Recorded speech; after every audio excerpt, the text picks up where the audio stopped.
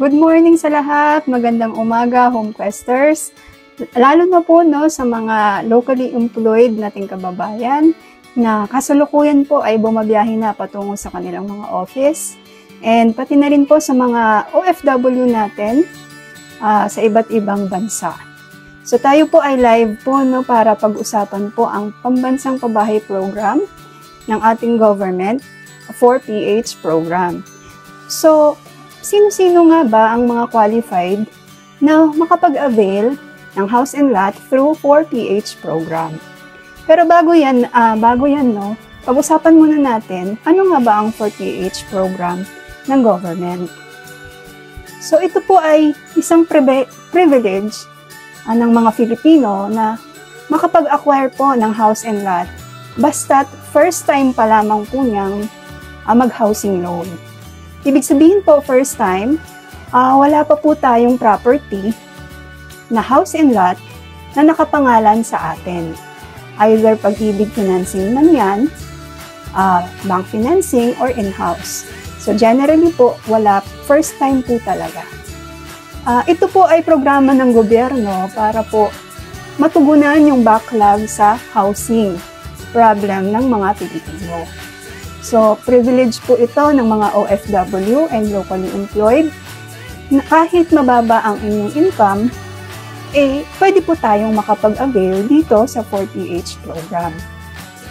So, discuss natin kung sino-sino nga ba ang mga qualified sa 4PH program ng government. Kasi sobrang sobrang trending siya, sobrang andaming naghahanap, and sobrang mabilis po ang mga inventories ng mga units dahil marami pong nag-a-avail ng 4PH program. So, una po yung nabanggit ko kanina na dapat po ay first-time home buyer. So, wala pa tayong house and lot na nakapangalan sa atin. Paano naman po kung mag-asawa? So, kung mag-asawa po ay considered as one lang po. So, kung si Mr. ay may nakapangalan na sa kanya, hindi na po tayo qualified sa 4PH.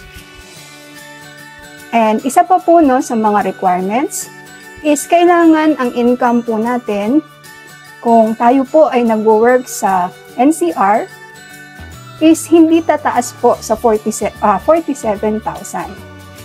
Kung tayo naman po ay nag-work outside NCR, so ito po yung mga provinces, kailangan lamang po ay hindi po tataas ang ating income ng 37,000. So, ibig sabihin po, 37 and below outside NCR, and then 34 po pala, correction, 34 and below outside NCR, and then 47 and below kapag nasa NCR tayo nag-work. At para naman sa mga OFW, ang kagandahan kapag tayo ay OFW, wala pong income ceiling.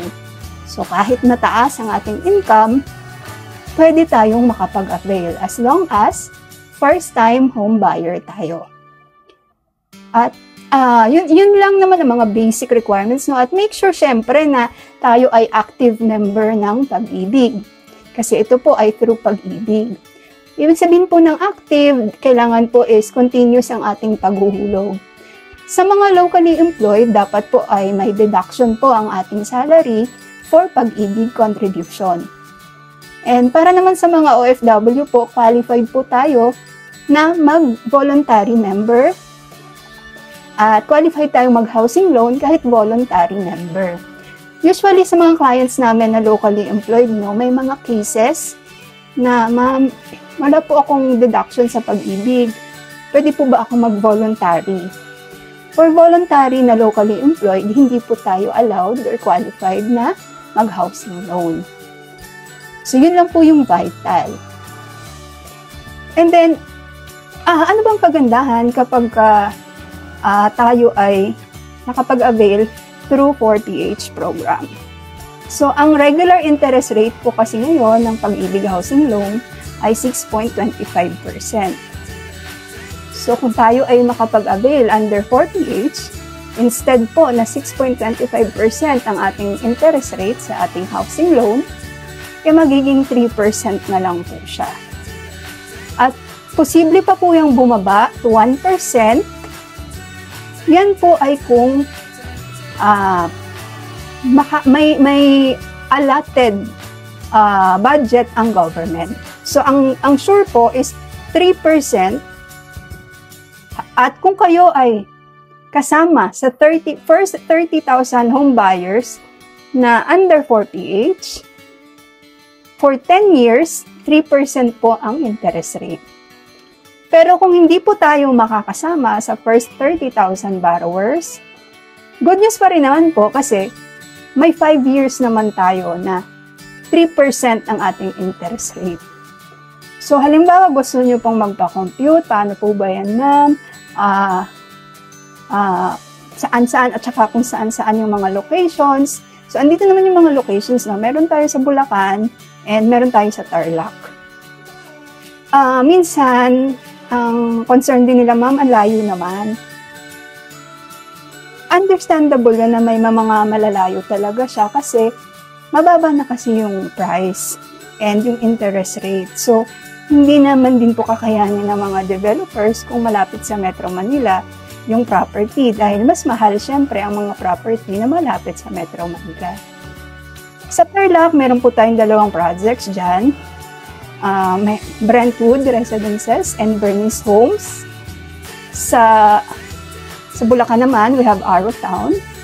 So kung gusto nyo pong malaman yung pricing niya or saan ang location niya, i-message nyo lang po kami or contact nyo lang po kami dito and isa sa mga agents namin ang magre-reach out po sa inyo. So yun lang muna, short live lang tayo. By the way, I'm Ms. Norimel Noyora, isa sa mga sales directors ng RRCT Realty and team leader po tayo ng Team HomeQuest Guide. Maraming salamat po sa panonood.